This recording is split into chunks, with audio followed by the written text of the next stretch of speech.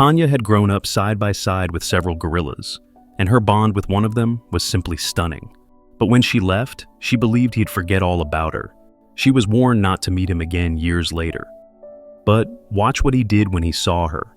Tanya Aspen and her father, Damien, were excited to see the animals they once loved so fiercely. They traveled on a boat until they saw the gorillas a short distance from the shore. They desperately wanted to get down and greet them, but they had been warned not to get too close. These animals had been returned to the wild for years and might not enjoy their presence. But Tanya didn't believe it. In her heart, she hoped they would still have the same fond memories that she had with them. They were family, or were they? These gorillas had built families in the wild, families that had never been in captivity. Getting too close was risky. That was what everyone said, not that Tanya listened. As they went down the river, they saw heads popping up between the bushes. Gorillas were watching them closely. Tanya knew the gorilla she raised. Even if he had changed a lot, she recognized him immediately among the group. The boat stopped, and she jumped out despite the warnings from her father and their guides. The gorilla got closer. Jalta was once a tiny baby she held in her arms. Now he towered over her. He stood on his back legs and came straight toward Tanya. There was no way that anyone could stop the gorilla now. No one could get between them if something happened. Tanya was on her own. Jalta got closer. Then suddenly, he grabbed Tanya by the arm. Her father wanted to rush forward, but he knew that he could make matters much worse if he startled the gorilla. Was this the way it would end? Tanya had spent her life loving gorillas. Would one of them injure her now? She couldn't believe that her childhood best friend would ever hurt her, but it really looked like he was going to harm her. Was their friendship over? The odd bond between Tanya and Jalta had started as a consequence of her father Damien's mission to save animals. To do that, he started the Aspen Foundation. They worked hard to rescue animals, especially gorillas, and return them to the wild. They also owned the Howlett Zoo in Canterbury. When animals couldn't be rehabilitated and returned to the wild, they were cared for in the zoo. It's safe to say that Tanya and her siblings had a magical upbringing. They all grew up in the zoo and bonded with the animals there. Tanya was a little over a year old when Bims the gorilla first came to the zoo. He was injured and his family was killed by poachers. He needed to be cared for. Damien and his team took on this responsibility. Tanya and her siblings were always around the zoo, and soon they were around Bims too. It was like he was one of their playmates. As Tanya grew up, she often played inside the gorilla enclosure, making sure that Bims never felt alone. It was loads of fun having a gorilla as a playmate. They didn't know it was going to get even better. One day, when Damien picked Tanya up from school, he said that there was a big surprise waiting for her at home. The surprise was big indeed, in the form of a big baby gorilla. Jalta was an orphan who could not survive in the wild on his own. When his mother was killed, he was still tiny. He needed someone to care for him and feed him. He couldn't just be placed in an enclosure at the zoo. Gorillas are family animals, and they needed to give that type of family feeling to the little infant. He needed to be fed and loved, and now Tanya was old enough to help do that. She made sure the gorilla ate his fill and held him when he was scared. She helped raise him. But, of course, her unusual baby brother was going to grow much quicker than any human sibling would have. It wasn't long before he couldn't live in their home anymore. A gorilla isn't exactly a house pet. It was time for Jalta to move to the zoo. They still didn't want him to be alone, and he wouldn't be. There was another gorilla, Bims, waiting to welcome Jalta to their enclosure. They needed to be careful, though. Bims was a lot bigger than Jalta, and if he didn't want to be friends, he could seriously injure the younger male. They allowed the two gorillas to see each other through a gate first. The two touched each other's faces and tried to play. Bim showed a surprising gentleness, and it wasn't long before the experts felt ready to allow the two to be together. Letting them meet couldn't have gone better. The two were instant friends. Both of them also still adored Tanya, and it wasn't too long before she was allowed to play with them once again. They never got jealous and were super sweet with the girl. However, it wouldn't be easy to convince the public that their friendship was safe. Tanya was used to going into the gorilla enclosure whenever she wanted, and hanging out around the apes wasn't a big deal for her. She didn't even think to change this habit. When a photography team went to visit the zoo, they probably believed that the world would love to see the special bond. But that's not how it played out. Instead, the public was furious that Tanya, or any of the other children, were allowed to interact with the gorillas without safety measures. The public's reaction was so negative that the zoo was given a warning. If they didn't implement safety measures, they would get closed down. Suddenly, Tanya was not allowed to touch two of her best friends. Jalta and Bims could only see her through the glass of their enclosure. She was old enough to understand the order hadn't come from her father, but still too young to know that people were worried for her safety. The gorillas didn't understand this either. They wanted to play with their friend and were sad when they were told they couldn't. The reaction was heartbreaking on both sides.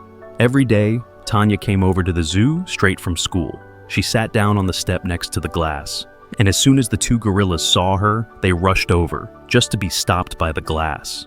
Jalta would moan softly, and Tanya would place her hand on the glass. Jalta put his hand on the same spot on his side of the glass. He desperately wanted to touch her. It was sad, but her safety wasn't the only reason why she had to start limiting her interactions with the gorillas. It was time to get them ready for life in the wild. They were old and strong enough to go back home. They needed to get used to just having each other and other gorillas around. So, the humans started to limit all interactions with them. From that point on, as sweet as they were in the zoo, they would need to toughen up for a life in the wilderness.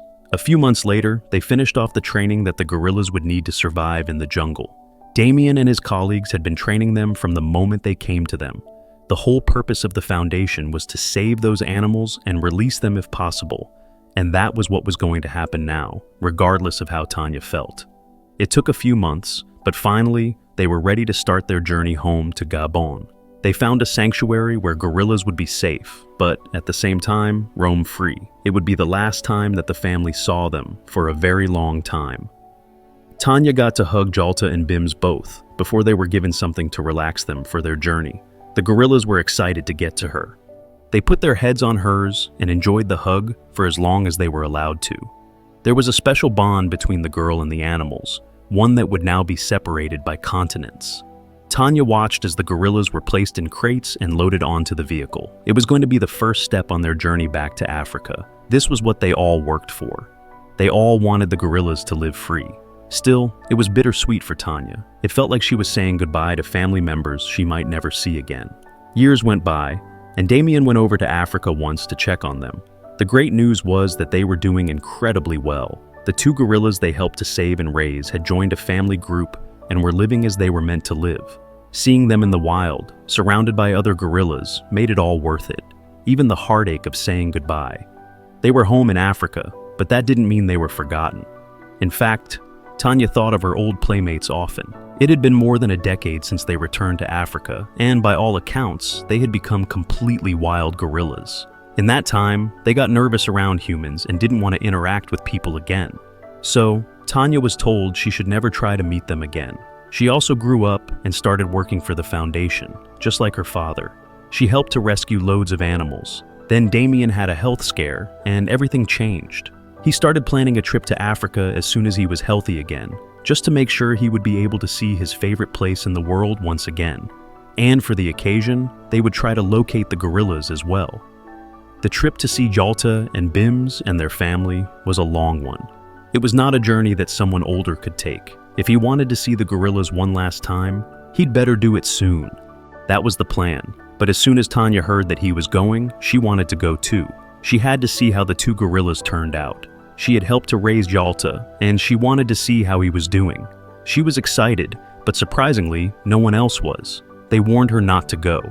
It had been almost 20 years since she saw the gorillas. They were a lot bigger and completely different. It would just disappoint her to see them. They wouldn't know her, and it was going to ruin her memories of the apes. But Tanya didn't care what anyone said.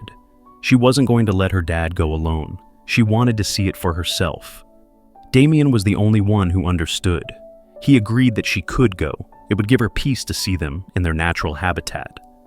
It didn't matter what happened beyond that. Soon, they were on their way. The first part of the journey was to fly to Gabon, but there were no roads or airports near the forest where the gorillas lived. To get there, they had to travel by off-road vehicle until they reached a home base where they would stay for a few days.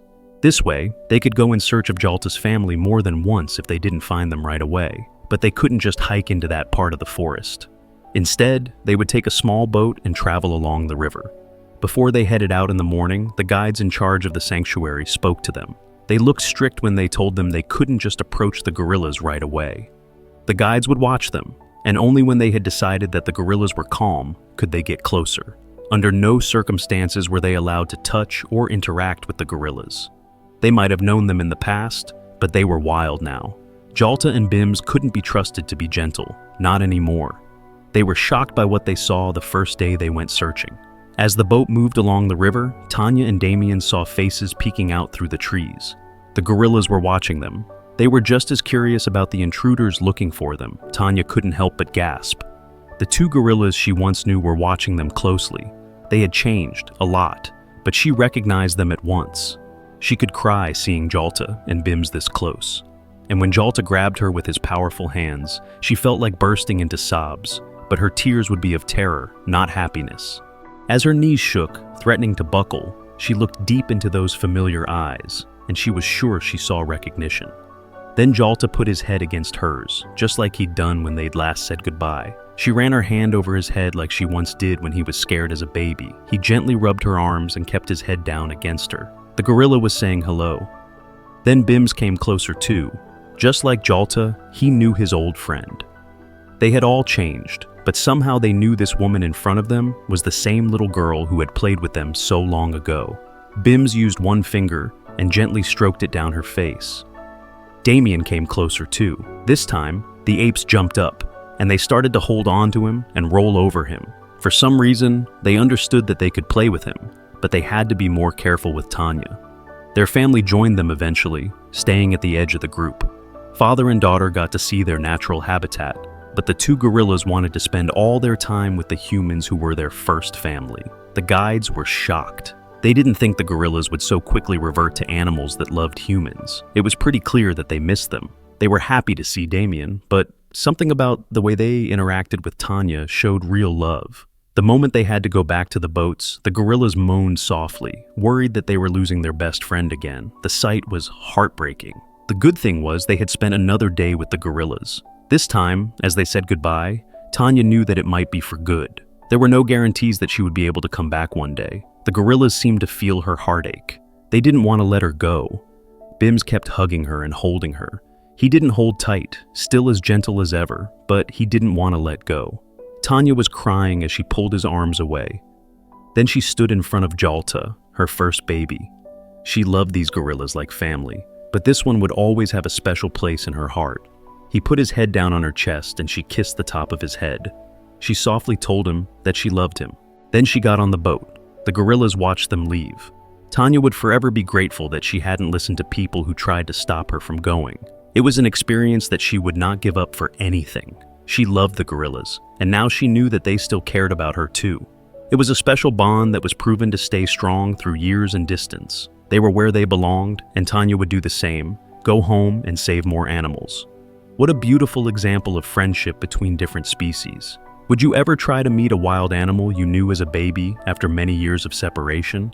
Do you think all animals remember their first family? Tell us in the comments below. Thanks for watching, and join us again for even more incredible stories.